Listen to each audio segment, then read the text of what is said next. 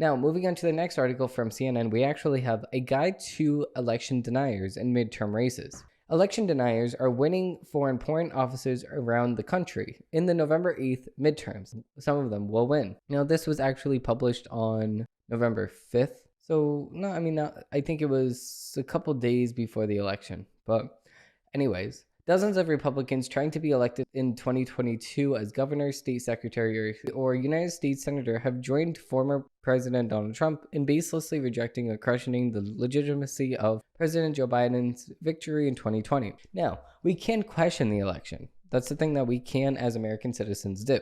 We can question the election. But the thing is that when we are rejecting the election and saying that we had no say in it, is neglecting a lot of facts.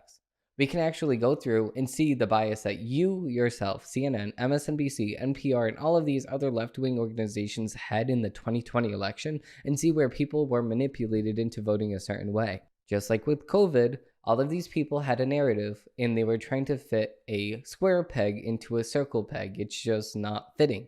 Most people that voted for Trump realized that this media had nothing to do with actually, doing their job as a media personnel, and they just wanted to fit in a narrative that just was not there.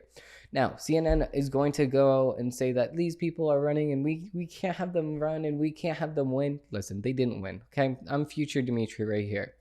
It is now November 28th, and this date is actually wrong. It's not 24 more days until Christmas, but you know what? It's okay. It's close enough. Anyway, CNN has to realize this. CNN has to realize that they have a media bias that they're pushing, as well as everybody else. MSNBC has a bias. Daily Wire has a bias. Breitbart has a bias. All of these people have biases, and it's okay to have a bias. I have a bias.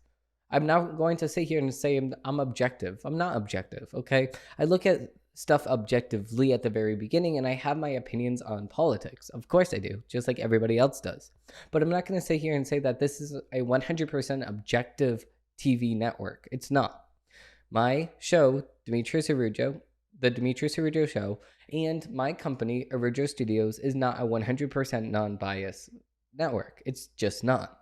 We're not going to look at things objectively. We're going to look at certain things objectively, but we're not going to look at every single thing objectively. Like abortion, I have my thoughts on that.